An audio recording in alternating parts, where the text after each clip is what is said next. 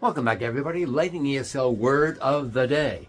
Now, today's word we don't know. Is it an easy word, a short word, a long word, an unknown? Who knows? Let's find out. They're going to tell me above and beyond, and over here and over there, when to stop. Stop. All right. Exchange. Exchange. Exchange is one of those words you might say to yourself, well, you do this every day when you're talking to somebody. The word exchange means any kind of physical or mental idea or thing or product between two people is passed. An exchange of ideas. I gave you my ideas, you gave me your ideas. That's an exchange of ideas. Information that's passed online or on a computer is an exchange. Movement of some kind, either physical movement or verbal movement or hearing something from something is an exchange of information between one spot to another. That's what the word exchange means.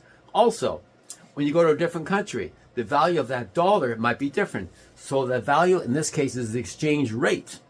How much that dollar costs in the United States versus Canada is different. My country to your country, the value of $1 is very different. That's called the exchange rate.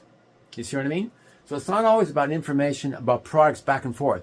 It's the value of certain money between one country to another. It's the exchange rate.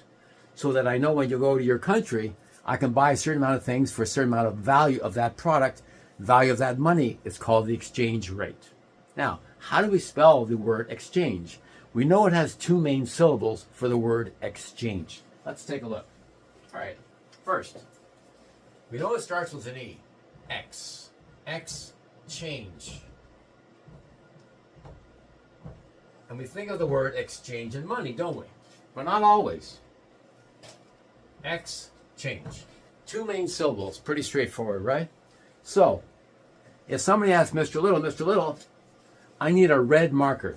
And I give them my red marker. I've exchanged my red marker from me to them. Action. See what I mean?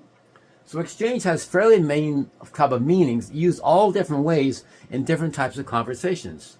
You're talking to a shopkeeper to buy something. You've exchanged information about buying or purchasing of that article. That's exchange of ideas and information. You see what I mean? Any type of movement of ideas or information is called an exchange. And also, we just talked about before, the value of money from my country to your country.